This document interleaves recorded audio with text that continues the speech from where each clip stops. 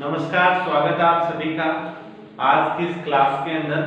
आज हम पढ़ेंगे बच्चों पार्टिसिपल, जो कि नॉन फाइनाइट वर्ब का पार्ट है। नॉन फाइनाइट वर्ब की टाइप है, टाइप नंबर 3 या part number 3 non finite verb का, जिसका नाम है पार्टिसिपल। ठीक है, तो सबसे पहले जान लेना जरूरी है बच्चों, पार्टिसिपल होता क्या है। तो पार्टिसिपल बच्चों पार्टली, पार्टली का मतलब आंशिक रूप से, पार्टली का मतलब क्या होता है, आंशिक रूप से, यानी थोड़ा सा आंशिक रूप से आपकी वर्ब भी होती है और आंशिक रूप से ये एडजेक्टिव भी होता है। ठीक है, आंशिक रूप से वर्ब भी होता है और आंशिक रूप से एडजेक्टिव भी होता है। उसी को क्या बोलते हैं, पार्टिसिपल बोलते हैं। एक्चुअल में इसका नाम क्या है बेटा, इसको हम क्या बोलेंगे, वर्बल एडजेक्टिव बोलेंगे। ठीक है, वर्बल एडजेक्टिव बोलेंगे। अब बहुत सारे बच्चे ये कहेंगे सर एडजेक्टिव जो है वो तो एक सेपरेट टॉपिक होता है। तो बेटा जैसे हमारी एक बहन होती है और एक मुंह बोली बहन होती है, ठीक है, ये बात वैसी ही है।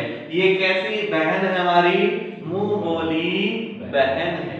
आया समझ में, क्लियर है। तो पार्टिसिपल कैसी बहन है, मुंह बोली बहन है। इसको हम क्या बोलेंगे, वर्बल एडजेक्टिव बोलते हैं। आ गया समझ में, ठीक है, यानी वर्बल मौखिक रूप से विशेषण बोलते हैं इसको। क्लियर है। इसमें क्या आता है और इसकी कितनी टाइप है, तो पार्टिसिपल की 3 टाइप है, नंबर 1 2 3। नंबर 1 में क्या है, प्रेजेंट पार्टिसिपल है। प्रेजेंट पार्टिसिपल में होता क्या है, वर्ब की 4th फॉर्म लगती है। वर्ब की 4th फॉर्म क्या होती है, वर्ब की फर्स्ट फॉर्म के साथ आईएनजी लगा दिया जाए तो उसको क्या बोलते हैं, वर्ब की 4th फॉर्म बोलते हैं। क्लियर है, ठीक है। अब सेकंड टाइप जो इसकी पास्ट पार्टिसिपल होता है। ठीक है, क्या होता है, पास्ट पार्टिसिपल। इसके अंदर क्या होता है, V3 होता है। जब आप एक्टिव से पैसिव बनाएंगे, जब बच्चों आप एक्टिव वॉइस से पैसिव वॉइस बनाएंगे तो हमेशा किसका यूज किया जाएगा, पास्ट पार्टिसिपल का यूज किया जाता है। यस या नो, ठीक है। उसके बाद तीसरे नंबर पे क्या होता है बच्चों, परफेक्ट पार्टिसिपल होता है। इसके अंदर आखिर क्या होता है, परफेक्ट पार्टिसिपल में हैविंग प्लस वर्ब की 3rd फॉर्म होती है, जिसको क्या कहा जाता है, परफेक्ट पार्टिसिपल कहा जाता है। क्लियर है, समझ में आया। हैविंग प्लस वर्ब की 3rd फॉर्म को परफेक्ट पार्टिसिपल कहते हैं। ठीक है, अब देखिए समझने की बात ये है, देखिए यहाँ पे भी वर्ब की 4th फॉर्म आई है और एक और इससे पहले जो हमने पढ़ा नॉन फाइनाइट में, उसका क्या नाम था, जीरेंड। जीरेंड में आपको पता होगा वर्ब की फर्स्ट फॉर्म के साथ आईएनजी यानी V4 का यूज किया जाता है। तो यस या नो। लेकिन आप हमेशा ध्यान रखें, ये मुंह बोली क्या है, ये मुंह बोली बहन है। आया समझ में। तो यहाँ पे जीरेंड क्या है, मुंह बोला भाई है। यहाँ पे वर्बल नाउन है, ये क्या है, वर्बल नाउन है, और ये क्या है, वर्बल एडजेक्टिव है। दोनों अलग अलग चीजें हैं। ठीक है, दोनों अलग अलग काम करते हैं। आया समझ में।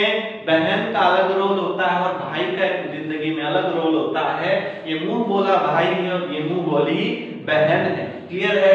तो जीरेंड क्या करेगा, जीरेंड किसी भी सेंटेंस में एक नाउन का काम करता है, जबकि पार्टिसिपल किसी भी सेंटेंस में एडजेक्टिव का काम करता है। नाउन क्या होती है, नेमिंग वर्ड होती है, जो किसी व्यक्ति, वस्तु, स्थान आदि का बोध कराती है, उसको क्या बोलते हैं, नाउन बोलते हैं। दुनिया की प्रत्येक चीज क्या है, नाउन है। मैं भी एक नाउन हूँ, आप भी एक नाउन हो, और दुनिया की हर एक चीज इस क्लासरूम के अंदर जितनी भी चीजें हैं या आपके पास जितनी भी चीजें हैं वो सारी की सारी नाउन है। Is that clear. सो यहाँ पे देखिए एडजेक्टिव क्या होता है, जब आप किसी नाउन या प्रोनाउन की विशेषता बताते हैं तो उसको क्या बोलते हैं, एडजेक्टिव बोलते हैं। आया समझ में। चिन्नी हर जगह मिलती है लेकिन हमें मोटी चीनी, जो मोटी दाने होते हैं ना, वो यानी वो उसकी क्या है बच्चों, चीनी की क्वालिटी है, खासियत है। समझ रहे हो मेरी बात को? उसके बाद जैसे दूध तो हर जगह मिलता है, लेकिन कोई तो पानी डाल के दूध देता है, कोई प्योर दूध देता है। तो प्योर दूध क्या है, उसकी क्वालिटी है। आया समझ में? जब किसी क्वालिटी को डिफाइन किया जाता है, वही क्या होता है, उसका एडजेक्टिव होता है। यह लड़का बहुत अच्छा है, हालांकि है नहीं, लेकिन हमने मान लिया कि मयंक बहुत अच्छा लड़का है, तो बहुत अच्छा मयंक की क्या है, क्वालिटी। आया समझ में? तो यहाँ पे एडजेक्टिव का यूज किया गया। समझ में आया अच्छे से? वैसे ही काम क्या करता है सेंटेंस में, पार्टिसिपल करता है। देखिए, I saw a running train, मैंने एक गाड़ी को देखा। गाड़ी क्या है रे, गाड़ी क्या है, ट्रेन क्या है, नाउन है। अब इस नाउन को डिफाइन कौन कर रहा है, कौन कर रहा है, रनिंग। मैंने भागती हुई गाड़ी को देखा, तो यहाँ इस ट्रेन का, ये तो नाउन थी, और इस नाउन को क्वालिफाई किसने किया, एडजेक्टिव ने किया। तो ये क्या हो गया, पार्टिसिपल हो गया। पार्टिसिपल कौन सा हो गया, प्रेजेंट पार्टिसिपल हो गया। आया समझ में? प्रेजेंट पार्टिसिपल हो गया। ठीक है। उसके बाद एक मूवी भी है जिसमें विनोद खन्ना आया था, बर्निंग ट्रेन्स, देखा होगा। तो उसमें वहां पे बर्निंग ट्रेन आया समझ में, मैंने जलती हुई गाड़ी को देखा, तो यहाँ ये आपका पार्टिसिपल हो जाता।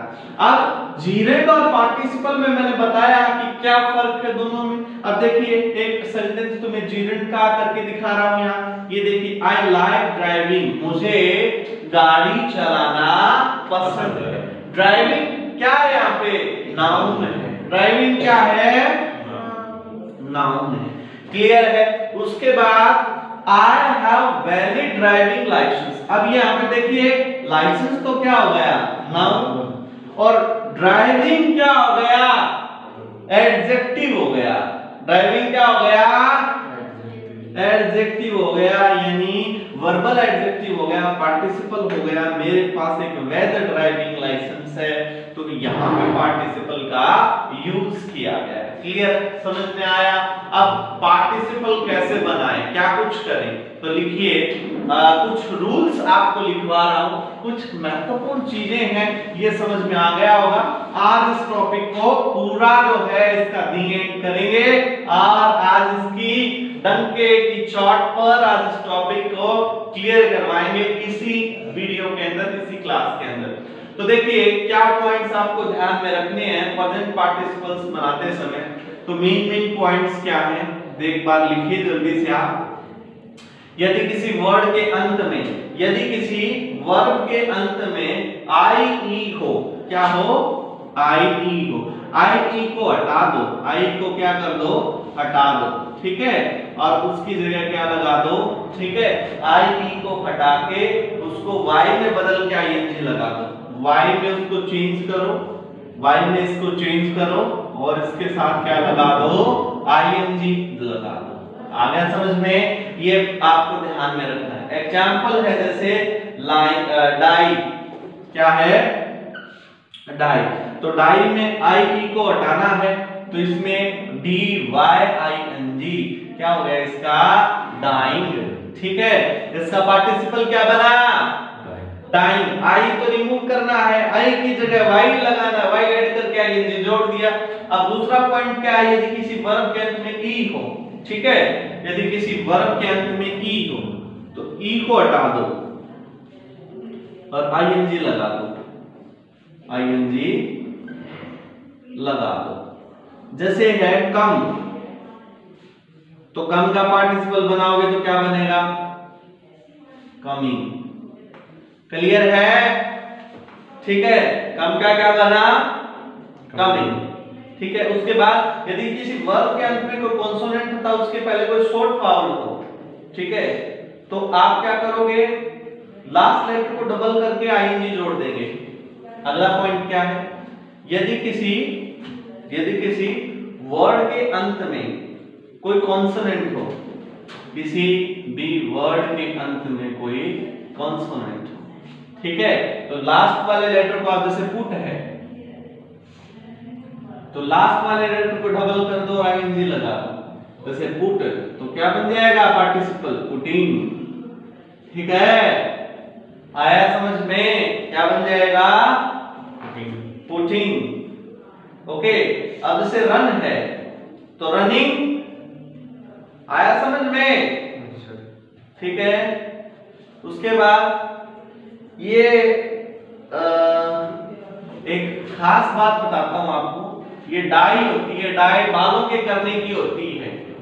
ये डाई तो मरना होता है, बालों की होती है डाई, हेयर डाई, देखा होगा आपने, सुना होगा। तो इसका जो पार्टिसिपल है वो DYEING होगा, DYEING, ये पार्टिसिपल, प्रेजेंट पार्टिसिपल है। ठीक है, तो ये ध्यान में रखना है। उसके बाद कंटिन्यूअस पार्टिसिपल का प्रयोग कहां होता है? तो देखिए, कंटिन्यूअस टेंस को बनाने के लिए, कोई भी कंटिन्यूअस टेंस है उसको बनाने के लिए किसका यूज होगा? पार्टिसिपल का यूज होगा बच्चों, नहीं होगा? कंटिन्यूअस टेंस को बनाने के लिए, जैसे I am going there, I am going there, कौन सा टेंस है ये? प्रेजेंट कंटिन्यूअस है। कौन सा टेंस है? Present continuous. तो वो के साथ ईएनजी लगाया तो यहाँ पे कौन सा आ गया? प्रेजेंट पार्टिसिपल है। ठीक है, उसके बाद परफेक्ट टेंस बनाना है एक्टिव वॉइस में, तो क्या लगेगा? पार्टिसिपल लगेगा। अरे परफेक्ट टेंस बनाना है तो V3 लगेगी। Yes sir. पार्टिसिपल नहीं लगेगा क्या? कौन सा लगेगा? पास्ट पार्टिसिपल लग जाएगा। उसके बाद परफेक्ट कंटीन्यूअस टेंस लगाना है तो फिर क्या लगेगा? प्रेजेंट पार्टिसिपल लगेगा। अरे परफेक्ट कंटीन्यूअस टेंस बनाना है तो परफेक्ट कंटीन्यूअस में V4 का यूज नहीं होता क्या? Yes sir. तो फिर से आपका क्या बन जाएगा? पार्टिसिपल, प्रेजेंट पार्टिसिपल बन जाएगा। उसके बाद पैसिव वॉइस का कोई भी सेंटेंस हो, ये मैंने तब नहीं बताया था। पैसिव वॉइस का कोई, जैसे a letter is written, a letter is written by Ram. अब देखो पैसिव वॉइस का कोई भी सेंटेंस हो, ये क्या है? पास्ट पार्टिसिपल है। ठीक है, क्योंकि पैसिव वॉइस बनाते समय हमेशा V3 का यूज किया जाएगा, तो हमेशा पास्ट पार्टिसिपल बनेगा कि नहीं बनेगा? बनेगा बच्चों। ठीक है, उसके बाद किसी एडजेक्टिव की तरह इसका प्रयोग किया जा सकता है दो तरीके से। ठीक है, एक एट्रिब्यूटली और एक प्रिडिक्टिवली। आया समझ में? जैसे she is a good girl और द गर्ल इज गुड, तो दोनों केस में आप इसका यूज कर सकते हो। उसके बाद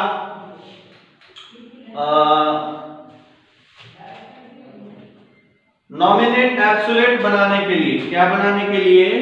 नॉमिनेटिव, यानी सब्जेक्ट नॉमिनेटिव एब्सोल्यूट बनाने के लिए, यानी ये मान लीजिए मैं तुम्हें आसान भाषा में समझाता हूं, सब्जेक्ट को कंप्लीट करने के लिए, सब्जेक्ट को पूरा करने के लिए, जैसे गॉड विलिंग, गॉड, अब इसके आगे कुछ नहीं लगाया तो पूरा करना पड़ेगा ना, गॉड विलिंग, प्रभु इच्छा।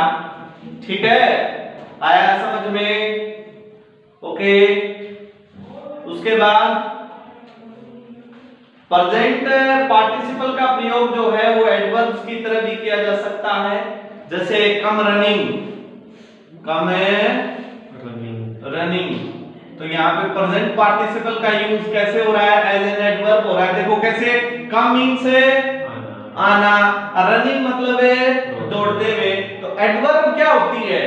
एडवर्ब जहां पे वर्ब को डिफाइन किया जाएगा, वर्ब की विशेषता बताई जाए, अरे वर्ब को क्वालिफाई करे वही तो एडवर्ब होती है। क्रिया विशेषण क्या होगा? तो क्रिया की विशेषता बताए, तो देखो क्रिया क्या है? कम है, और इसकी विशेषता कौन बता रहा है? प्रेजेंट पार्टिसिपल बता रहा है, रनिंग है। यस या नो? इस केस में एज एन एडवर्ब भी इसका यूज किया जाता है। आया समझ में? उसके बाद आगे करवा रहा हूं पार्टिसिपल आपको। ठीक है, ये मैं यहां से एक बार इरेज कर लेता हूं, ये तो लिखूंगा, बहुत ही इंपॉर्टेंट है, पार्टली वर्ब है ये और पार्टली एडजेक्टिव है। उसके बाद ये रिलेटिव प्रोनाउन को भी, रिलेटिव प्रोनाउन को भी रिप्लेस करता है। किसको?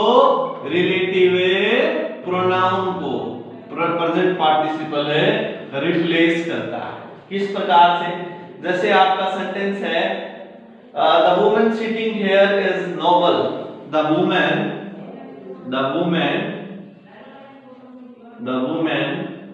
sitting here is noble. There is noble. अब देखो रिलेटिव प्रोनाउन होता है यहाँ पे, the woman who sitting there is noble, तो यहाँ पे हु को रिप्लेस किसने किया भाई? अरे किसने किया? सिटिंग ने किया। और सिटिंग क्या है? प्रेजेंट पार्टिसिपल है, तो प्रेजेंट पार्टिसिपल किसको रिप्लेस करता है? कई बार है रिलेटिव प्रोनाउन को। ठीक है, रिलेटिव प्रोनाउन में क्या आता है? हु, व्हाट है, whom। आया समझ में? सेंटेंस के बीच में रिलेशंस को शो करने के लिए नाउन के साथ रिप्लेस करता है नाउन को। आया समझ में? तो यहाँ पे द वुमन, ये महिला वही है जो वहां पे बैठी हुई है, और वो क्या है? योग्य है। तो यहाँ रिलेटिव प्रोनाउन की जगह क्या यूज हुआ? Present participle. क्लियर हुआ? ठीक है। उसके बाद प्रेजेंट पार्टिसिपल का प्रयोग वर्ब को कंप्लीट करने के लिए, वर्ब को पूरा करने के लिए भी किया जाता है। ठीक है, प्रेजेंट पार्टिसिपल का जो यूज है ना, वर्ब को पूरा करने के लिए, यानी किसी वर्ब को कंप्लीट करने के लिए भी किया जाता है। जैसे एग्जांपल के तौर पे है आई हर्ड चिल्ड्रन क्राइंग। ठीक है, मैंने रोते हुए बच्चों को सुना। तो क्राइंग, देखो ये वर्ब थी यहाँ पे हर्ड, इसको यहाँ पे इसने कंप्लीट कर दिया। तो यस या नो? आई हर्ड चिल्ड्रन, मैंने बच्चों को सुना। अब इस वर्ब का कॉम्प्लीमेंट क्या है? क्राइंग है, यानी क्राइंग वर्ड आते ये वर्ब पूरा मीनिंग दे रही है। आया समझ में? तो ये प्रेजेंट पार्टिसिपल का प्रयोग जो है वर्ब के सेंसेशन के लिए भी यूज किया जाता है। उसके बाद catch, find, leave. Catch, find, leave. ठीक है, यानी ये बहुत ही इंपॉर्टेंट फैक्ट है आपके लिए। कैच, फाइंड और लीव। एक तो पहला वर्ड है कैच, दूसरा है फाइंड, और तीसरा है लीव। तीसरा कौन सा है बच्चों? लीव। इनके बाद क्या आएगा? ऑब्जेक्ट आएगा। तो फिर उसके बाद क्या लगाना है? प्रेजेंट पार्टिसिपल का यूज करना, हमेशा याद रखना। ठीक है, पहले कैच, फाइंड, लीव, इन तीनों में से कोई वर्ड आए, फिर ऑब्जेक्ट आए, उसके बाद हमेशा प्रेजेंट पार्टिसिपल लगाना है। ठीक है, जैसे I found a boy reading under the street light. I found a boy reading under street light. Reading under A street light. तो देखो जो मैं कह रहा था वो यहाँ पे बात सत्य है नहीं। देखो मैंने कहा था फाइंड, अब फाइंड की सेकंड फॉर्म फाउंड होती है। यस या नो? Find, found. तो यहाँ पे फाउंड ये वर्ब आ गई, मैंने कहा ये वर्ड आएंगे सर्टन, ये वर्ब आएंगी। उसके बाद देखो ये ऑब्जेक्ट आ गया, मैंने कहा तो ऑब्जेक्ट आएगा, फिर प्रेजेंट पार्टिसिपल लगा देना, ये आ गया। क्लियर है? समझ में आया अच्छे से? ऐसे ही कैच, लीव और फाइंड, इन तीनों के बाद ऑब्जेक्ट आएगा और फिर प्रेजेंट पार्टिसिपल का यूज होगा हमेशा। ठीक है, उसके बाद कुछ वर्ब है गो, कम, स्पेंड, वेस्ट। ठीक है, अगली जो वर्ब है वो है गो, कम, वेस्ट। ठीक है, गो, कम, वेस्ट, स्पेंड और बीबीजी। स्पेंड और बीबीजी। ठीक है, ये कुछ वर्ब है, लिखिए। और इन वर्ब्स के बाद प्रेजेंट पार्टिसिपल का यूज होगा। इन वर्ब के बाद किसका यूज होगा?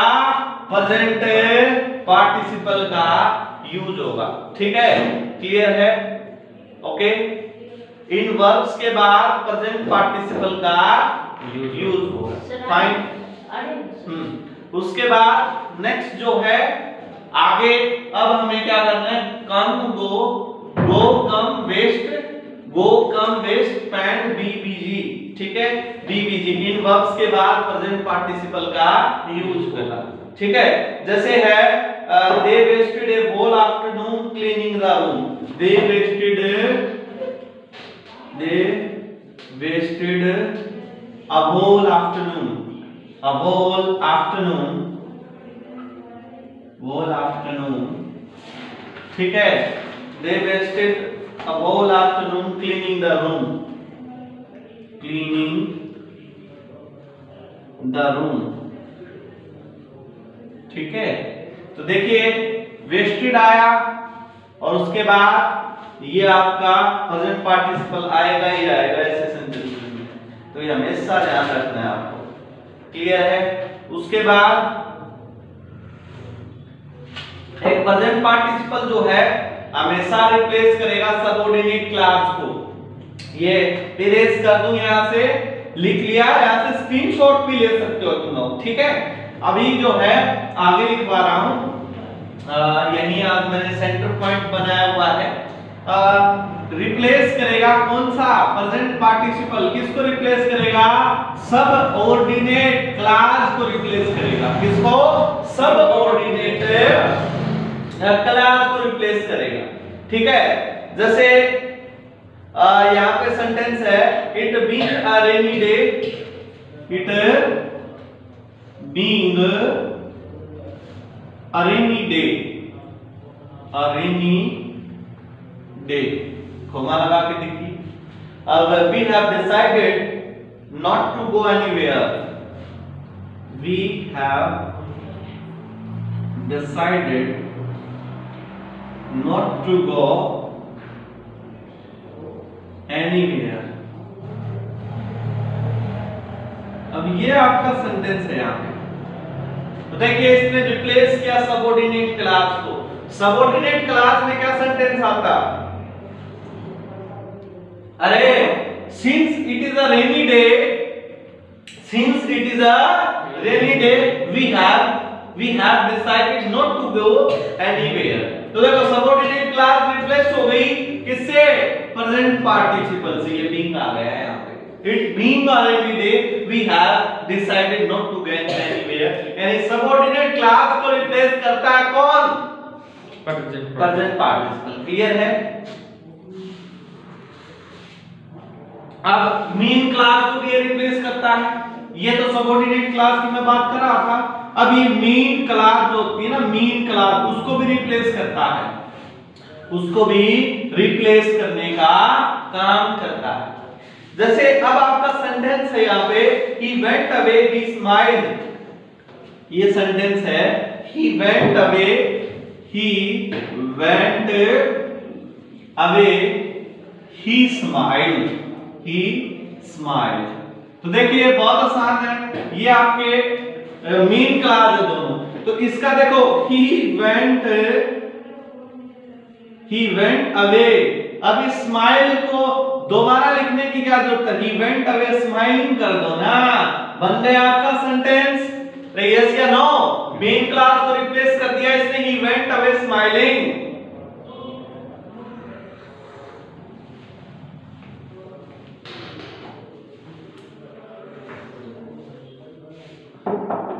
उसके बाद एक ध्यान रखना है, अगला आपको कॉन्सेप्ट सिखा रहा हूं, इसको यहां स्क्रीनशॉट लीजिए, समझिए ध्यान से। अगला जो कॉन्सेप्ट वो क्या है, जब एक सब्जेक्ट के द्वारा दो कार्य किया जाए, सब्जेक्ट एक हो और काम कितने हो, दो काम, ठीक है। एक सब्जेक्ट हो काम दो हो और दूसरा कार्य पहले कार्य के तत्काल बाद, यानी ये जो दूसरा काम है, सेकंड जो वर्क है, वो पहले कार्य के पहले काम के बाद किया जाए तो क्या करना है, तो आपको पहले कार्य को प्रेजेंट पार्टिसिपल में लिखना है। जो फर्स्ट एक्शन है बड़ा लिख रहा हूं, यहां पे जो फर्स्ट एक्ट है उसको आप प्रेजेंट पार्टिसिपल में लिखोगे। किस में लिखोगे, प्रेजेंट पार्टिसिपल में लिखोगे, ठीक है। ठीक है, अब सेंटेंस है, she heard the cry and came running out, she heard the cry and came running out ये सेंटेंस है। ओके, तो यहां पे दो काम है, सब्जेक्ट एक ही है, ठीक है। एक तो किराए का सुनना, किसका, चीख का सुनना और बाहर आना, है कि नहीं है? Yes sir. ठीक है। अब जो है आपको पहला काम जो है वो किस में एक्सप्रेस करना है? Present participle. तो सेंटेंस क्या बनेगा? हियरिंग द क्राई और she came out. Hearing the cry she came out. इस सेंटेंस कैसे बढ़ाऊं? सी केम रनिंग तो रहेगा बच्चों, यहां एनजीटी सी केम रनिंग आउट, ठीक है। यानी ये पहला काम, इसको आप प्रेजेंट पार्टिसिपल एक्सप्रेस करो, hearing the cry she came running out. Clear हुआ ये? ठीक है। उसके बाद नेक्स्ट कॉन्सेप्ट क्या कहता है, इसको इरेज करता हूं, स्क्रीनशॉट लो यहां से, कोई दिक्कत है तो। अगला कॉन्सेप्ट क्या कहता है? अगला कॉन्सेप्ट है वो ये है कि जब एक सब्जेक्ट के द्वारा दो कार्य इस प्रकार किए जाए, सब्जेक्ट एक ही है और काम दो है, लेकिन दो सब्जेक्ट के द्वारा काम इस प्रकार से किया जाए कि बिल्कुल पूरा होने पर ही दूसरा कार्य संपन्न हो, कि एक काम कंप्लीट होने पर ही दूसरा कार्य शुरू हो, स्टार्ट हो, ठीक है। दूसरा कार्य शुरू, ठीक है। तो दूसरा कार्य संपन्न हो, तो ऐसी स्थिति में पहले संपन्न होने वाले कार्य को परफेक्ट इंफिनिटिव के द्वारा, तो जो पहला यहाँ पे काम कंप्लीट हुआ ना, उसको किस में लिखेंगे? परफेक्ट इंफिनिटिव में लिखेंगे। परफेक्ट इन्फिनिटिव में इसको लिखेंगे पहले काम को। एग्जांपल है, he finished his work, he came home. He finished his work, he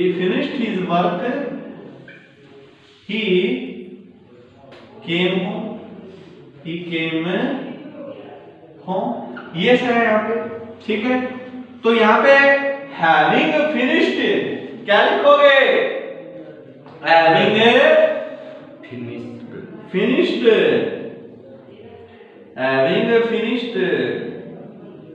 his work, he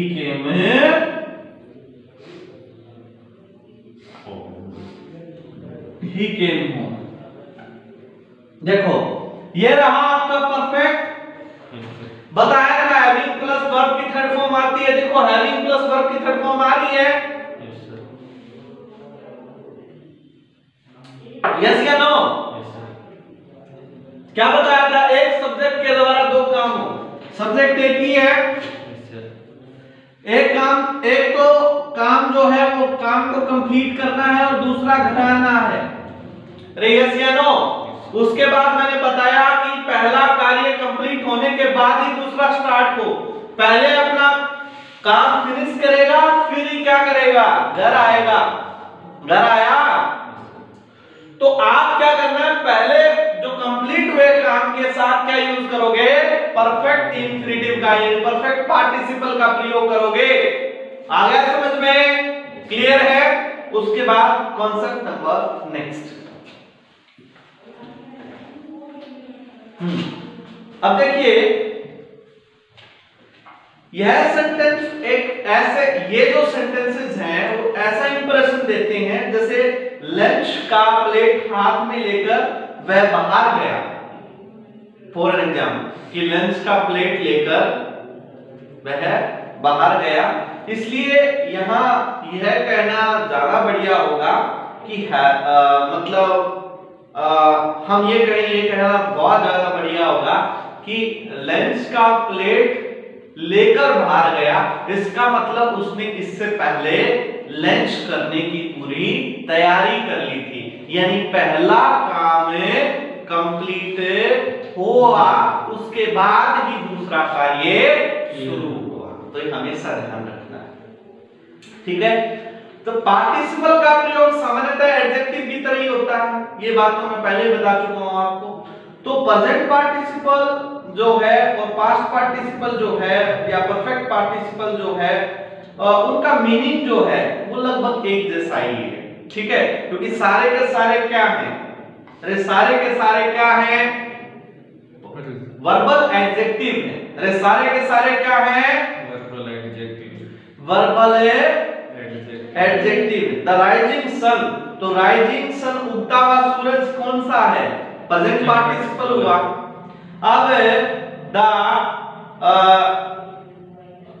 the stolen money, अब ये पैसिव में चला गया तो पास्ट पार्टिसिपल हो गया। यस या no? Having completed the work, अब ये कौन सा हो गया? परफेक्ट पार्टिसिपल हो गया। यस या नो? यदि कोई पार्टिसिपल किसी रॉन्ग नाउन या प्रोनाउन से कनेक्ट होता है तो वह अपना अर्थ पूरा नहीं देगा। ये हमेशा ध्यान रखना, यदि कोई पार्टिसिपल किसी नाउन या प्रोनाउन के साथ गलत ढंग से कनेक्ट हो जाएगा तो वो कभी भी अपना कंप्लीट मीनिंग नहीं देगा, ठीक है। किसी नाउन प्रोनाउन के साथ यदि कोई पार्टिसिपल गलत कनेक्ट हो गया तो वह अपना मीनिंग कभी भी कंप्लीट नहीं देगा, ठीक है। ये हमेशा आपको ध्यान रखना है, ओके। ऐसी स्थिति के पार्टिसिपल को मिस रिलेटेड पार्टिसिपल कहा जाता है। ऐसी स्थिति के पार्टिसिपल्स को क्या कहा जाता है? Miss related participle. Miss related participle कहते हैं ऐसे केस के पार्टिसिपल को। जैसे है वेटिंग फॉर ए बस अ brick fell on my head, ठीक है। वेटिंग फॉर ए बस अ brick fell on my head, तो ये क्या है? मिस रिलेटेड पार्टिसिपल है, क्लियर है। उसके बाद अगला है क्या क्या हम गलती करते हैं। अभी बस बिल्कुल हम एंड में आ चुके हैं इस लेक्चर के, तो क्या क्या हम गलती करते हैं और हमें गलती नहीं करनी, ये अब मैं रफ कर रहा हूं पूरा, ठीक है। और अब बस 2-4 मिनट के अंदर ही इस पूरे टॉपिक का निचोड़ कर देंगे, ठीक है। तो क्या क्या एरर्स रहती हैं? एरर्स, ठीक है, in the use of A article, in the use of participle, ठीक है। यूज ऑफ ए पार्टिसिपल, हम गलती क्या करते हैं पार्टिसिपल के प्रयोग में, तो वो देखनी है। तो पहली गलती क्या है? पार्टिसिपल क्या है? एडजेक्टिव का काम करते हैं, इसलिए सेंटेंस में प्रत्येक पार्टिसिपल का सब्जेक्ट रेफरेंस अवश्य रहना चाहिए, ठीक है। यानी किसी भी पार्टिसिपल के अंदर उसका नाउन और प्रोनाउन यानी उसका सब्जेक्ट हमेशा क्लियर होना चाहिए। क्या होना चाहिए? क्लियर होना चाहिए। आया समझ में?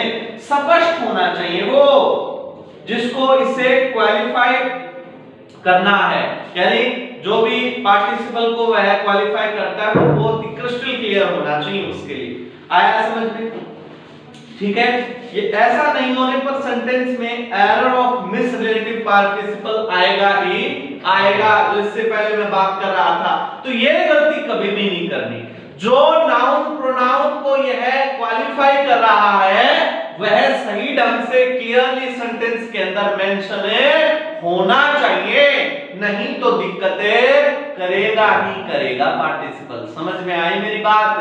भाई किस नाउन के लिए हमें पार्टिसिपल का यूज करना है वो बिल्कुल क्रिस्टल क्लियर होना चाहिए सेंटेंस में, ठीक है।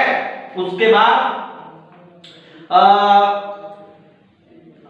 आगे जो है, जैसे एक सेंटेंस है being a rainy day I could not go out.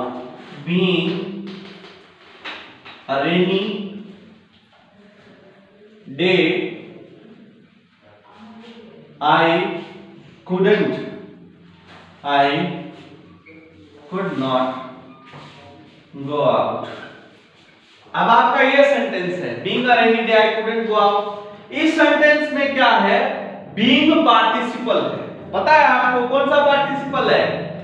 Present participle है बीइंग, और इसका सब्जेक्ट आई नहीं है, इसका सब्जेक्ट यहां पे है ही नहीं। अरे सब्जेक्ट ये आई थोड़ी ना इसका, अरे सब्जेक्ट इसका आई नहीं है। आया समझ में? उसके बाद यानी being is not properly related with the subject of sentence I, यहां पर being सही ढंग से कनेक्ट नहीं करता, किसके साथ? I के साथ इस सेंटेंस में अपना अर्थ नहीं देता। इसलिए being subject reference में सेंटेंस को हम क्या रखेंगे? अरे it being a rainy day I couldn't go out, इसके साथ आप क्या लगाओ? it लगाओ, तब तो इसका सब्जेक्ट जो है वो क्लियर हुआ और इसका पार्टिसिपल जो है वो भी यूज करने का तरीका सही हुआ, अन्यथा तो ये मिस रिलेटेड पार्टिसिपल काउंट किया जाएगा। क्लियर है? उसके बाद हम ज्यादातर गलती मिस रिलेटेड पार्टिसिपल नहीं करते, यानी अंत में मैं आपको रामबाण जो टिप्स बता के जा रहा हूं वो ये बता के जा रहा हूं बच्चों कि हमेशा जो भी सब्जेक्ट के लिए जिस भी रेफरेंस के लिए आप आर्टिकल का उसका पार्टिसिपल का यूज करते हो वो सही ढंग से उसको रिलेट करे, सही ढंग से उसको वो क्लियर करना चाहिए। आ गया समझ में? आगे नहीं है? उसके बाद कुछ खास स्थिति में पार्टिसिपल का सब्जेक्ट का रेफरेंस के बिना भी यानी सब्जेक्ट के बिना भी उचित नाउन प्रोनाउन के पार्टिसिपल का प्रयोग होता है। ऐसी स्थिति में पार्टिसिपल को इम्पर्सनल एब्सोल्यूट कहा जाता है। एक कंडीशन और है जहां पार्टिसिपल को क्या कहा जाएगा? इम्पर्सनल एब्सोल्यूट कहा जाएगा। इम्पर्सनल एब्सोल्यूट एब्सोल्यूट ये क्या होता है? ऐसी स्थिति जहां पे पार्टिसिपल यानी सब्जेक्ट के बिना भी उचित नाउन प्रोनाउन के पार्टिसिपल का प्रयोग होता है, जहां सब्जेक्ट के बिना उचित यानी वैलिड नाउन या प्रोनाउन का यूज होगा। वैलिड या नाउन या प्रोनाउन का यूज होगा। ऐसी स्थिति के पार्टिसिपल को इम्पर्सनल एब्सोल्यूट कहा जाता है। जैसे कंसीडरिंग हिज क्वालिफिकेशन, एग्जांपल है considering his qualification,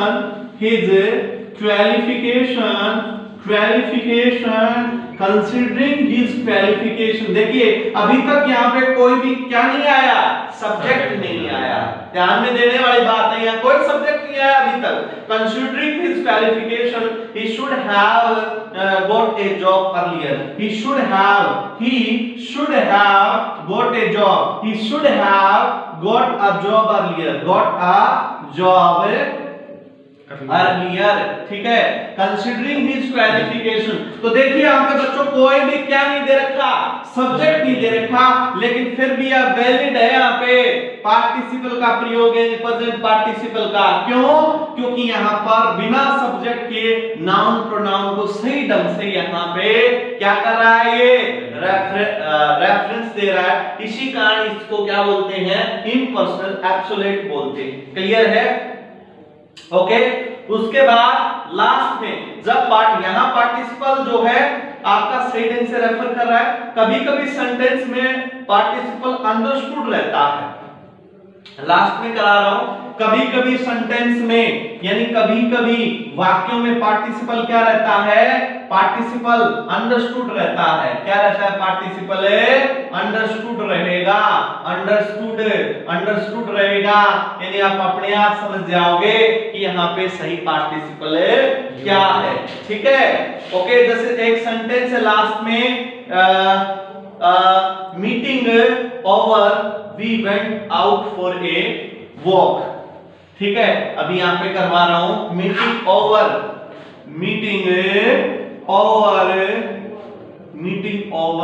we went out for a walk. We went out for a walk. Clear है? ये सेंटेंस है मीटिंग ओवर। ठीक है? अब यहाँ पे अंडरस्टूड है। क्या है? अंडरस्टूड क्या है? परफेक्ट इंफिनिटिव आएगा। अब यहाँ पे आएगा हैविंग बीन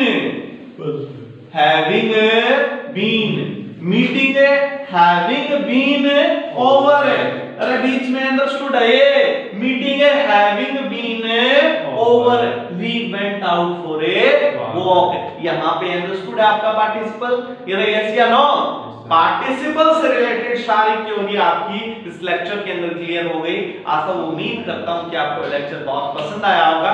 इस वीडियो को अंत तक देखिए और चैनल को सब्सक्राइब कीजिए, वीडियो को लाइक कीजिए, शेयर कीजिए। फिलहाल इस क्लास में इतना ही। Thank you.